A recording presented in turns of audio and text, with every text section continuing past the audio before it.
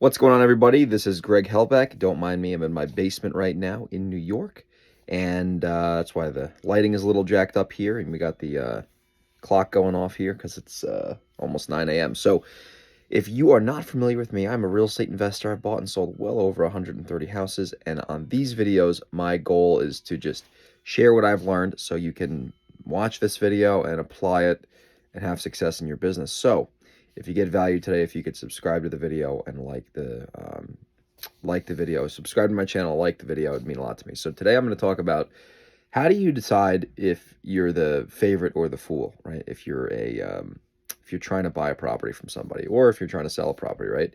Because a lot of times what happens in sales is that prospects mislead us, right? They make us think that they might want to do business with us.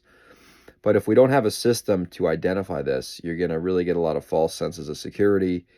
And you're going to have a lot of people you have a lot of people who you think want to sell you a property have no intentions on selling you a property, right? So on this video, I'm going to talk about how do you really identify if you're going to be the favorite or the fool. And I got that concept from a book called The Full Fee Agent by Chris Voss and Steve Scholl.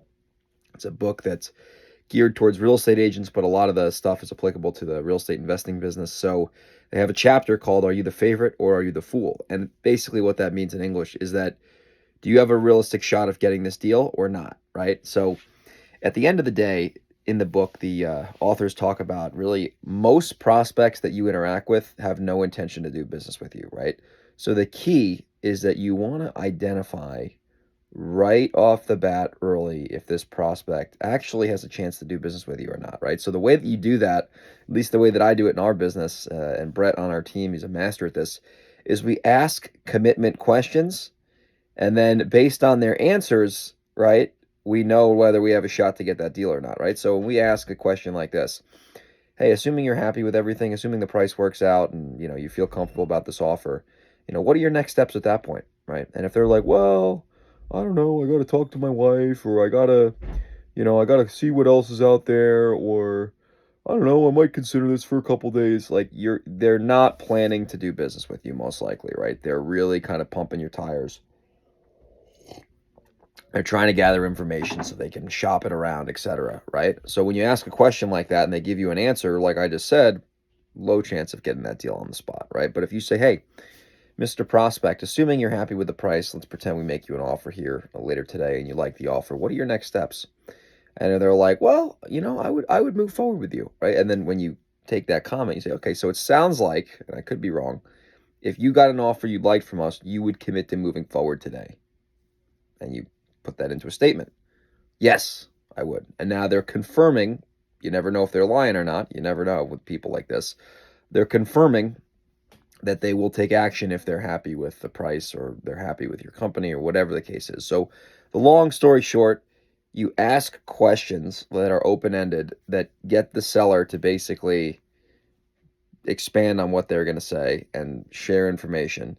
And then you summarize what they're saying, right, to see if they're willing to take action or not, right? That's how you really identify if you're for real or not. So we do this all the time. We just had this happen on a house 2 days ago in Houston. Hey, if we can do that number, which was a good number, can you sign the contract right now? And they said, yes. I did this on Sunday with another seller. If I can give you that number, can you commit to signing this thing right now? She said, yes, right? So that's why she sold us the property. She had intentions on selling us the property. And you have to ask the tough questions in order to find out the truth on sales calls. So that's how you do it. This video is a little bit shorter than normal. It's pretty straightforward. Ask questions to get the right answers.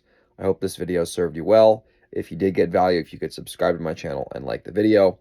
If you're interested in getting coached by me one-on-one, head over to bookacallwithgreg.com. Schedule a 15-minute discovery call with me.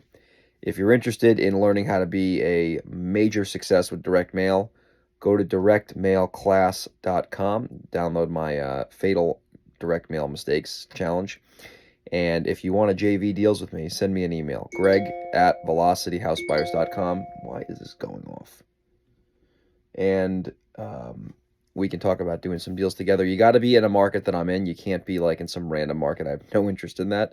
You got to be in the New York suburbs, the Hudson Valley, Delaware, or San Diego. So if any of those things are interesting to you, reach out, and I'll see you on the next video. By the way, subscribe and like. Thanks.